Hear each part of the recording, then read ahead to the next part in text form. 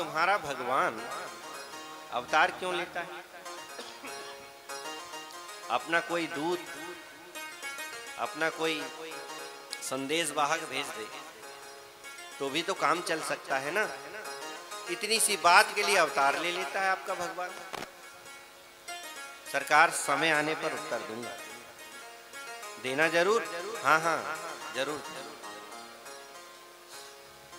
बहुत दिन बीत गए, बरसात का मौसम आया और वो राजा, सच्ची घटना है, आगरा में रहता था। जमुना जी बगल में बहती है, जमुना जी में बहुत पानी था। नौका विहार की इच्छा हुई उसकी।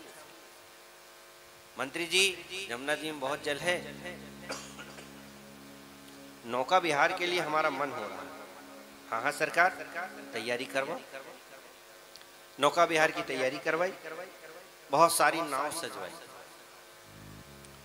एक नाव में राजा बैठ गया, मंत्री जी बैठ गए। मंत्री जी ने इंतजाम कर दिया था, आज इनके प्रश्न का उत्तर दूंगा।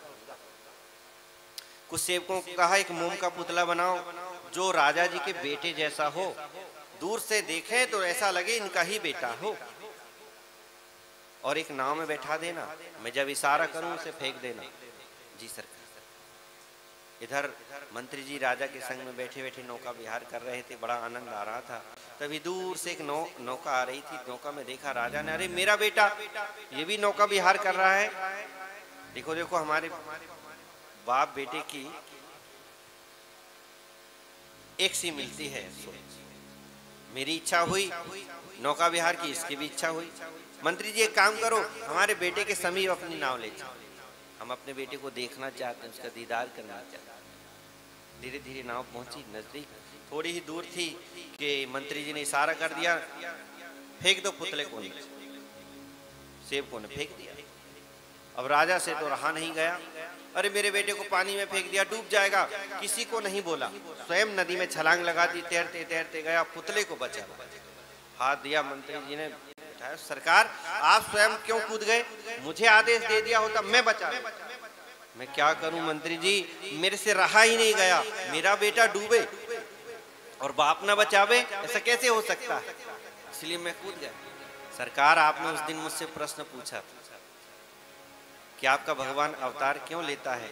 इसलिए लेता है सरकार, उनका बेटा, उनका पुत्र, उनका अंश अगर डूबता है, गिरता है तो उनसे सहन नहीं होता, वो अवतार ले लेते हैं, कूद पड़ते हैं अपने बेटे को बचाने के लिए, अपने अंश को बचाने के लिए। इसीलिए भगवान अवतार। समझ में आ गई राजा जी की ये बात?